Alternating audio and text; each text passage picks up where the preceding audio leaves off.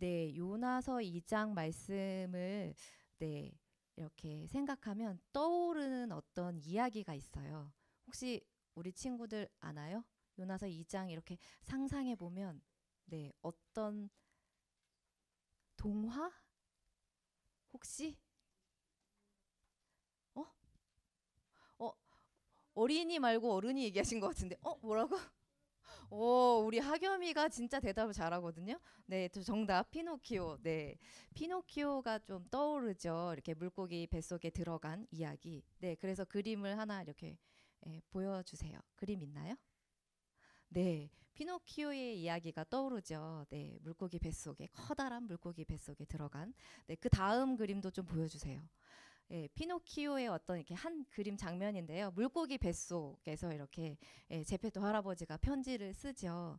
그래서 지금 그림은 준비 안 됐지만 이제 영상에 어떤 것도 있었냐면 물고기 뱃속에서 할아버지가 이렇게 침대를 놓고 거기에 잠도 자고 이제 먹고 살아야 되니까 거기서 낚시도 하고 뭐 이런 그림도 있었거든요. 그래서 이렇게 물고기 뱃속 커다란 물고기 뱃속에서 이제 제페토 할아버지가 지냈던 어떤 장면을 요나서 2장 하면 약간 떠오르기도 합니다. 네, 이제 말씀으로 돌아갈게요. 네. 우리는 지난 시간 요나서 1장을 통해서 하나님이 요나에게 니느웨로 가라고 하셨지만 요나의 마음에 이 뒤틀려 있는 문제들 때문에 요나가 니느웨로 가지 못하고 정반대인 다시스로 가는 내용을 함께 살펴봤습니다. 그런데 이것은 단순히 방향의 문제가 아니었죠. 하나님의 얼굴을 피해서 도망가는 삶을 선택한 것이었어요. 세상에는 두 종류의 사람이 있습니다. 이런 얘기 많이 들어보셨죠? 세상엔 두 종류의 사람이 있습니다. 오늘 얘기할 두 종류의 사람은 어떤 사람이냐? 네, 하나는 하나님의 얼굴을 피해서 도망가는 그런 사람이 있고요. 다른 하나는 뭘까요, 그러면? 반대로 하나님의 얼굴을 향하여 나아가는 사람. 그렇게 두 종류의 사람이 있습니다. 하나님께서는 하나님의 얼굴을 피해서 도망가는 요나를 추적해서 그를 잡으셨죠. 우리는 그 1장 뒷이야기, 2장, 3장, 4장의 이야기를 너무나 잘 알고 있습니다. 하지만 정작 당사자인 요나는 앞으로 자신이 어떻게 될지 알지 못했습니다. 오늘 함께 보신 이 요나서 1장 17절부터 이렇게 내용을 쭉 보시면 이 1장 17절은 사실 내용의 이제 그 전환이 새롭게 되는 부분으로 히브리 원문에는 1절로 이 1장 17절이 표기되어 있습니다. 즉 1장 17절부터 2장에는 요나가 전혀 생각하지 못했던 또 다른 상황을 이제 마주하게 되는 내용입니다. 요나서 2장은 거기 1장 17절 위에 보면 제목이 이렇게 나와 있는데요. 혹시 성경책에 뭐라고 이렇게 나와 있나요? 네, 요나의 기도. 네, 2장은 전체가 요나의 기도의 내용입니다. 이 기도가 알려주는 것, 요나의 기도가 알려주는 것은 인간은 가장 비천한 지점에 설 때 비로소 가장 고귀한 진리를 깨닫게 된다라는 것을 알려주는 내용입니다. 사람은 웬만해선 자기가 누군지 잘 모릅니다. 나는 나를 잘 알 것 같죠. 하지만 그렇지 않습니다. 우리는 하나님께서 우리를 가장 낮게 비참하게 만드실 때 내가 어떤 존재인지 사실 가장 정확하게 직면하게 되고 깨닫게 됩니다. 값비싼 교훈을 배우게 되는 거죠. 요나서 2장을 통해서 우리는 물고기 뱃속에서 과연 어떤 일이 벌어질까? 제페토 할아버지처럼 뭐 이렇게 살 수 있을까? 그런 것이 아니라 요나의 마음 속에 어떤 변화가 일어났는가를 주목해야 합니다. 이것은 요나의 내면 탐구입니다. 요나서는 우리 자신, 즉 나를 보게 하는 거울과 같은 말씀입니다. 요나의 이야기를 통해서 우리가 어떤 존재인지 하나님께서 보여주시는 겁니다. 만약에 요나서를 보고 나서도 나를 못 본다면 그건 매우 안타까운 일입니다. 기독교 복음은 행동의 변화와 습관의 변화와 율법을 지키는 것을 먼저 이야기하지 않습니다. 내면의 변화를 먼저 이야기합니다. 마음의 변화로부터 먼저 시작하지 못하게 될 때 위선적인 종교가 될 수밖에 없고 위선적인 교회가 될 수밖에 없습니다. 하나님의 은혜를 마음속 깊숙이 받지 않고서 신앙생활을 하다 보면 위선자가 다 되는 것입니다. 요나서가 좋은 이유는 노골적으로 선교를 강조해주는 성경이라서가 아니라 선교를 말하면서도 역시 하나님 사람의 내면을 솔직하게 보여주고 있다는 점에서 놀라운 말씀이 됩니다. 우리 1장 말미에서 요나는 뭐라고 얘기하죠? 자신을 바다에 빠뜨리라고 이야기합니다. 기어코 니느웨로는 가지 않겠다고 요나가 말하는 것인데요. 그가 원하는 대로 바다에 던져졌지만 결국 이 일로 인해서 요나는 3일 동안 밤낮 물고기 뱃속에 있게 되었습니다. 하지만 그가 물고기 뱃속에 이제 들어가게 된 것은 바다에 이렇게 풍덩 빠지자마자 바로 물고기가 꿀꺽 하고 삼킨 것은 아닌 것 같습니다. 2절과 3절 말씀을 보면 알 수 있는데요.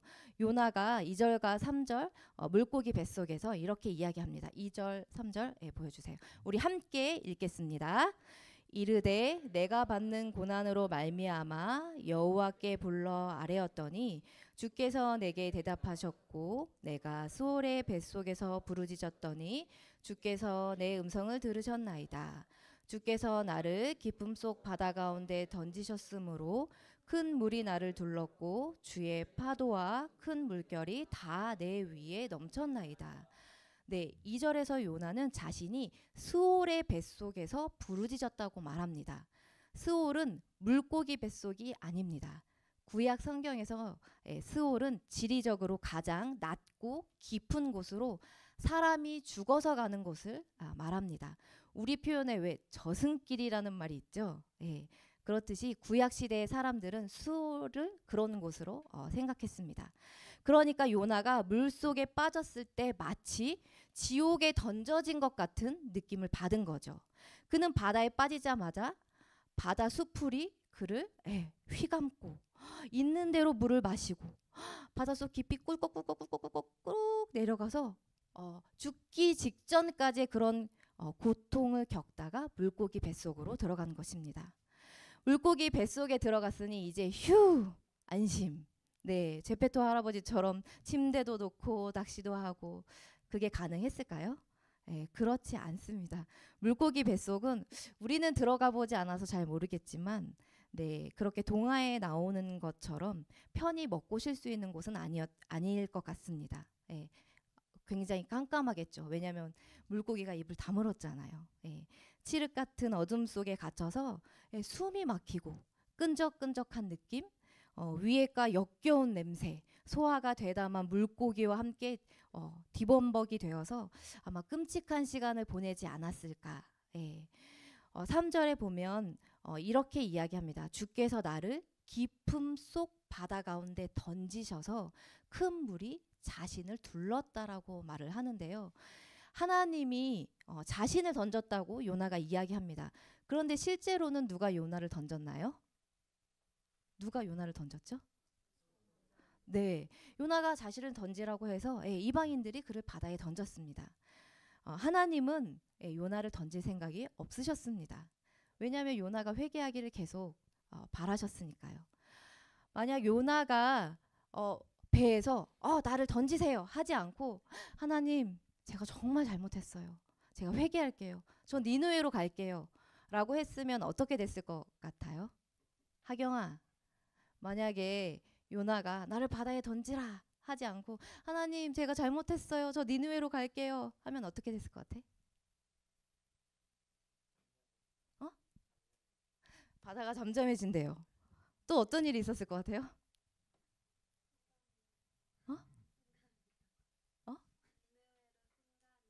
니느웨로 순간이동. 와, 그쵸. 우리 하나님 못하실 일이 없으니까. 맞아요. 하나님이 예비하신 물고기를 타고 니느웨로 바로 갔을 수도 있었을지도 모르겠어요. 순간이동. 네, 생각하지 못한.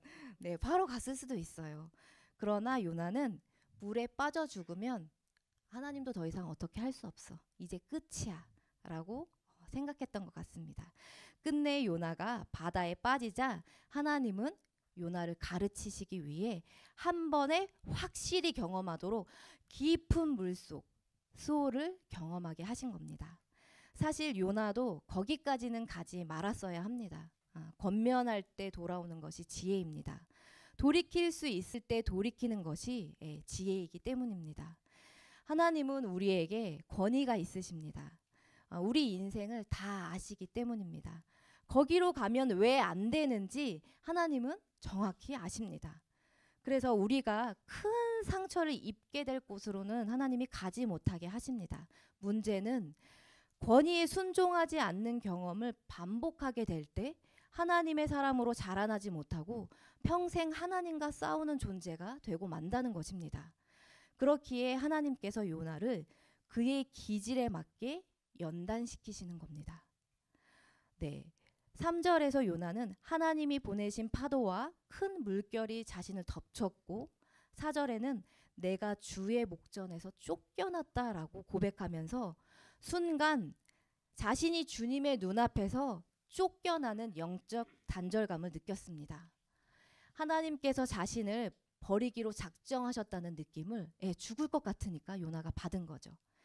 하지만 하나님께서 요나를 죽이기로 작정하셨다면 요나에게 이런 고난을 겪게 하실 필요는 없었겠죠. 요나가 그냥 바다에 던져졌을 때 그냥 죽게 내버려 두시면 그만입니다.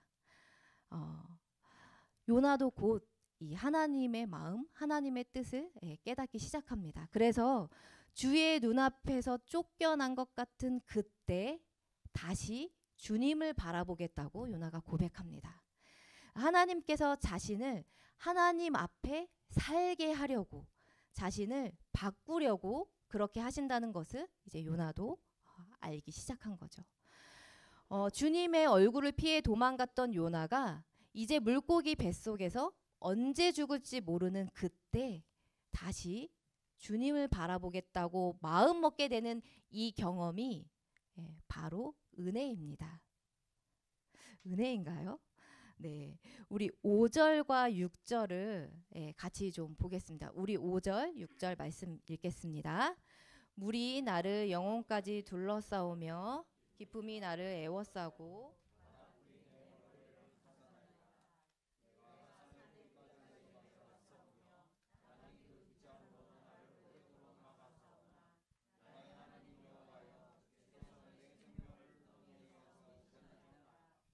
네.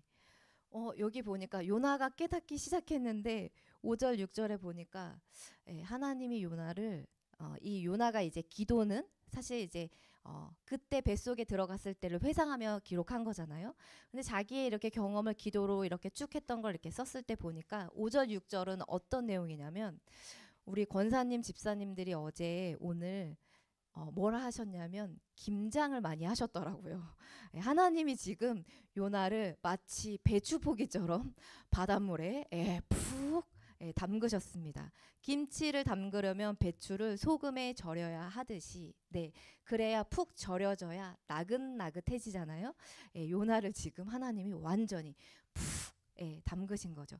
그래서 요나가 이제는 완전히 끝났다고 생각할 만큼 푹 절여졌을 때 그때 깨달아 기도를 한 것입니다. 네, 우리 친구들도 우리 성도님들도 기도하죠. 네. 그런데 기도가 무엇일까요? 우리는 항상 이 질문을 하게 됩니다. 과연 기도가 뭘까요? 기도는 하나님의 뜻대로 살겠다고 하나님을 의지하겠다는 것이 바로 기도죠. 이렇게 요나가 이제 바뀌기 시작하는 겁니다. 그럼 요나가 이렇게 푹 절여져서 하나님 뜻대로 살게요 라고 한 이 경험은 좋은 걸까요? 나쁜 걸까요? 정말 좋은 걸까요? 나쁜 것 같죠? 좋은 걸까요? 지금 하나님이 너무 하신 거 아닌가? 왜 물고문하듯이 하나님 왜 그렇게 하신 걸까요?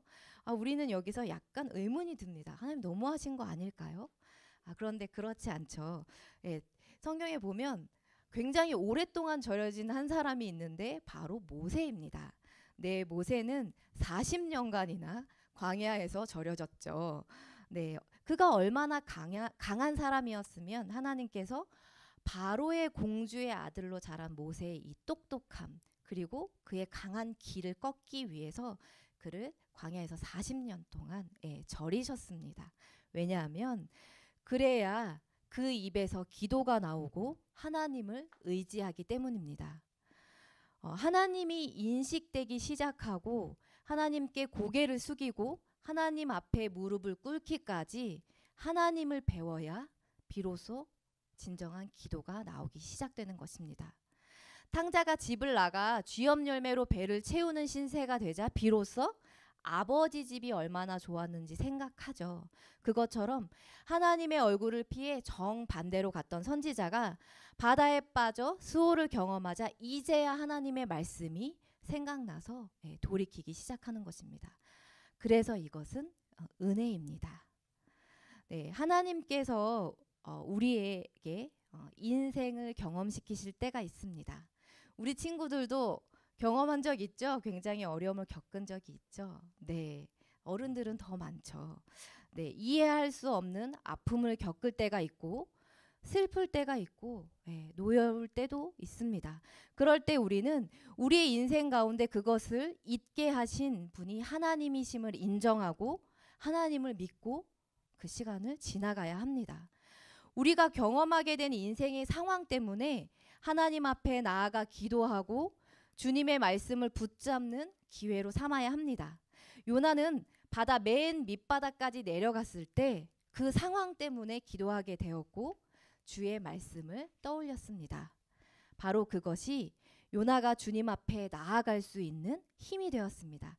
그래서 경험은 좋은 것입니다. 내 인생에서 가장 아픈 순간이 나를 새롭게 만들고 또 반대로 내 인생에서 가장 복되다고 여기는 순간이 나를 타락시키는 순간이기도 합니다.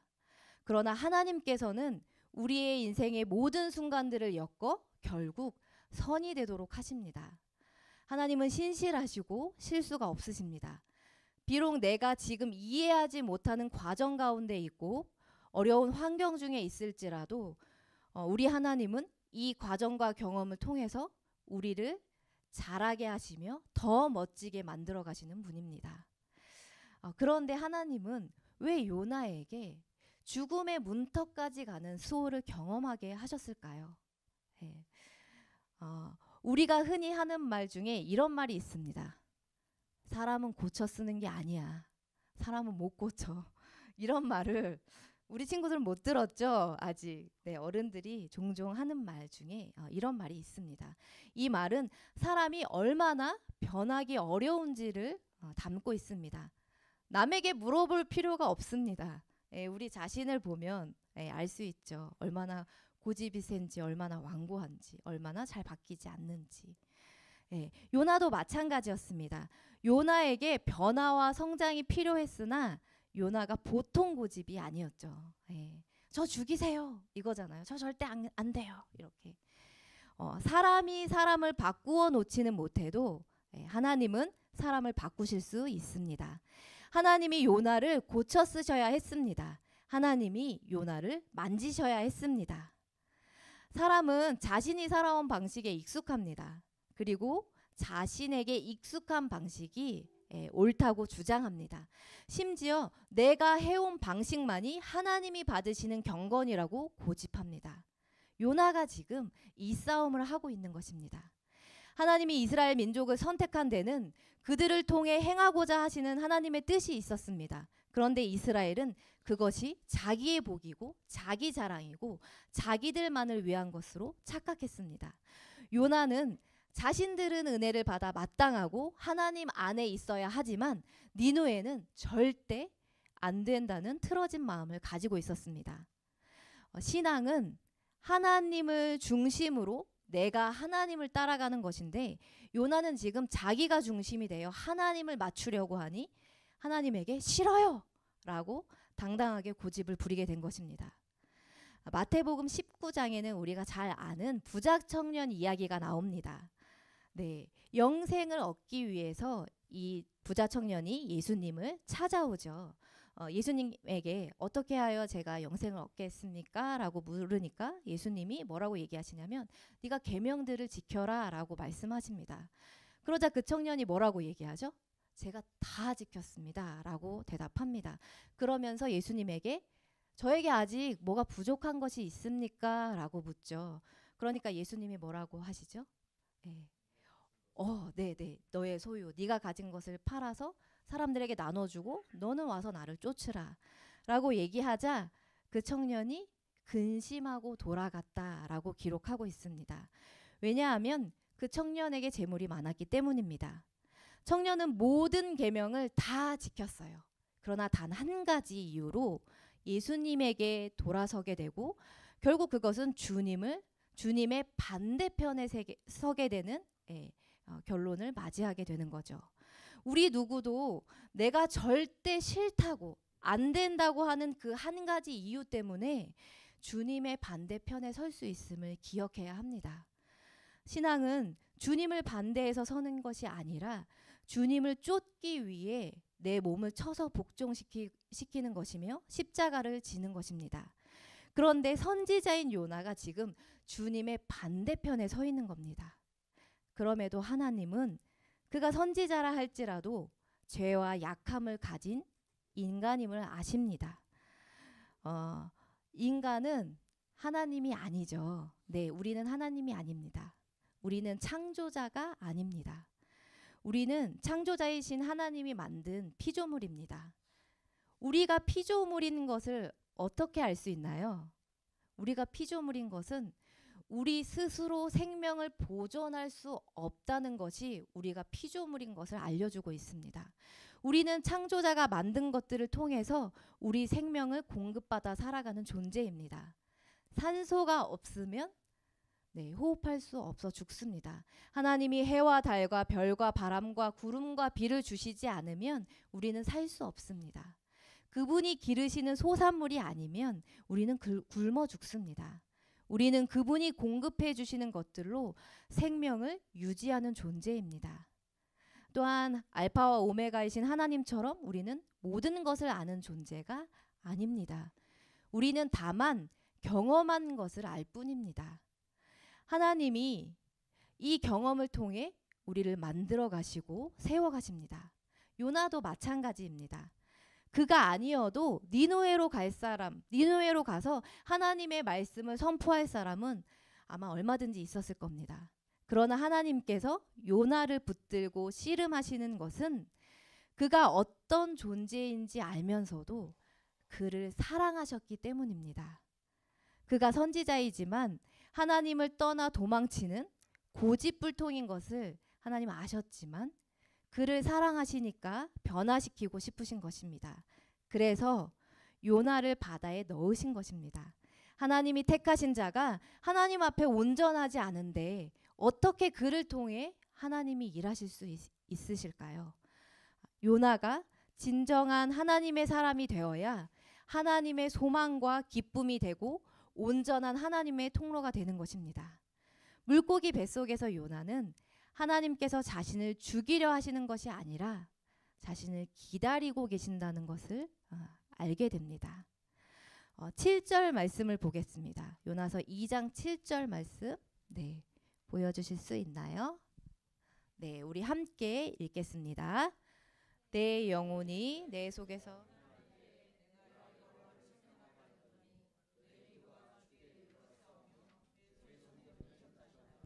네, 7절 말씀을 보면 요나가 이제 매우 지쳤습니다. 지쳐서 기도할 힘도 없어 속으로 하나님을 생각하기만 했는데 그것이 성전에까지 이르는 기도가 되어 주님이 들으신다고 합니다. 우리가 살면서 기도하지 못할 때가 있습니다. 하나님께서 나를 만들어 가시는 과정 가운데 너무 힘들어서 숨이 차서 주여 그렇게 외마디만 외치거나 한숨만 쉴 때가 있습니다. 그렇지만 그 순간에도 우리가 하나님을 바라보면 그것이 하나님께 상달됩니다. 하나님을 바라보는 것이 바로 기도이기 때문입니다.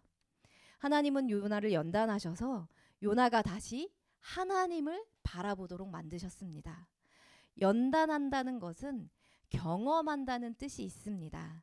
하나님은 이 땅에서 경험을 통해 연단을 통해 우리를 만드십니다. 우리 성경 한 구절 함께 보겠습니다. 로마서 5장 3절 4절입니다. 아마 다들 잘 아시는 말씀입니다. 로마서 5장 3절 4절 말씀을 우리 함께 읽겠습니다. 다만 이뿐 아니라 우리가 환난 중에도 즐거워하나니 이는 환난은 인내를, 인내는 연단을, 연단은 소망을 이루는 줄 알미로다. 네, 환난은 외적 환경에서 따라오는 괴로움입니다. 그러니까 밖에서부터 오는 괴로움이죠. 그런데 우리는 환난 중에도 즐거워해야 한다고 합니다. 가난을 기뻐하고 궁핍을 자랑해야 합니다. 왜냐하면 환난이 거기서 끝나는 것이 아니라 인내를 이루기 때문이라고 말합니다. 견딘다라는 말이 소극적인 단어라면 우리가 무언가를 인내한다는 것은 그 이상으로 적극적인 의미가 있습니다. 확고부동하다는 것입니다. 아까 담비가 기도했던 것처럼 고3 선배님들이 조금 있으면 이제 수능을 보시죠. 네, 우리 고3 아이들이 도서관에서 혹은 학교와 집에서 의자에 엉덩이를 오래 붙이고 앉아 열심히 공부하는 것은 그것이 어떤 결과를 가져오는지 알기 때문에 그렇게 인내하며 공부하는 거죠. 그러니까 인내는 매우 적극적인 행동입니다. 연단은 사용할 물건이나 사물이 인정할 만한 품질인지 아닌지를 아는 것인데, 왜 이렇게 우리 사극 같은 데 보면 대장장이가 이렇게 쇳덩이를 불에 이렇게 담그죠. 그런 것처럼 불 속에서 단련되어 불순물이 빠진 점금과 같은 상태를 연단한다라고 말합니다. 그런데 아까 이야기했던 것처럼 연단한다는 것은 경험하다라는 뜻이 있는 것처럼 그냥 알 수 있는 것이 아닙니다. 경험해야 아는 것입니다. 하나님이 우리에게 경험을 시키실 때 우리가 하나님 앞에서 확고부동하게 견디면 인정받을 만한 인격으로 정금과 같이 나오게 되는 것입니다. 이 연단은 그래서 결국 소망을 만들어냅니다. 소망은 기대한다라는 뜻이죠. 우리가 주님 앞에 더 좋은 것을 바라보고 기대하게 된다는 뜻입니다. 그리고 마지막으로 이루는 줄 알미로다 라고 했는데, 이것은 현재 시제로 하나님께서 우리 인생 가운데 계속해서 환난을 가져오신다는 것입니다. 이렇게 보면 하나님이 굉장히 나쁜 분 같죠. 계속해서 환난을. 하나님은 그런 분이 아닙니다. 그렇게 오해하시면 안 돼요. 하나님이 너 어디 한번 말 안 들어? 당해봐. 그런 거 아니죠. 그게 하나님에게 어떤 도움도 되지 않죠. 그것이 아니라 하나님은 궁핍과 어려움을 주시기도 하고 우리 옆에 매우 까칠한 사람을 붙이기도 하십니다. 하지만 우리가 그것을 확고부동하게 견디면 하나님은 우리를 훌륭한 그리스도의 인격으로 만들어 하나님이 우리에게 주실 좋은 것을 바라보고 기대하게 하신다는 겁니다. 하나님께서 요나에게 하신 일도 이와 같습니다. 물속에 넣거나 바다풀로 목을 감거나 물고기 뱃속에 넣기도 하시는 것은 다 요나가 하나님을 바라보게 하기 위해서 하신 겁니다. 요나는 확고부동하게 이 문제를 풀어야 했는데 회피하고 말았습니다. 그렇지만 이때 하나님이 다시 요나를 붙잡으셨습니다. 요나를 돌이키고자 하는 하나님의 의지를 보이고 다시 경험시키셔서 요나가 하나님의 사람답게 만들기를 원하신 것입니다. 요나는 그 하나님의 의지를 알게 되자 기도를 시작했고, 다시 하나님께 나아가게 되고 자신이 받은 은혜를 생각하며 감사하게 됩니다. 그래서 9절 말씀에는 요나가 이렇게 이야기합니다. 2장 9절을 우리 같이 읽겠습니다. 좀 보여주세요. 2장 9절 함께 읽겠습니다. 나는 감사하는 목소리로 주께 제사를 드리며 나의 소원을 주께 갖겠나이다. 구원은 여호와께 속하여. 많이 바뀌었죠. 처음에 바뀔 때 주님이 저를 던져서 제가 여기까지 꼬르륵 꼬르륵 해서, 그런데 제가 이렇게 푹 절여져서 한숨밖에 안 나오지만 그때 주님을 부를 때 주님을 바라보겠나이다. 이것이 성전에까지 이르러서 기도가 되고 요나의 이 마지막 기도는 감사의 기도가 되죠. 그리고 구원이 여호와께 있음을 요나가 고백하게 됩니다. 이렇게 신앙은 저절로 자라나지 않습니다. 하나님께서는 하나님의 사람을 변화시키지 않고 일하시는 법이 없습니다. 하나님이 하나님의 사람을 연단하시려고 하면 환경과 사람을 통해서 연단하시는데 우리는 그 과정을 받아들여야 합니다. 네, 이제 요나를 통해서 우리를 봐야 되겠죠. 네, 여러분, 하나님은 요나뿐만 아니라 우리를 하나님의 사람으로 만들기로 작정하셨습니다. 그리고 우리 모두는 현재 진행형입니다. 환경과 어려움의 문제 앞에 지금 당면한 분이 계실 수도 있고, 네.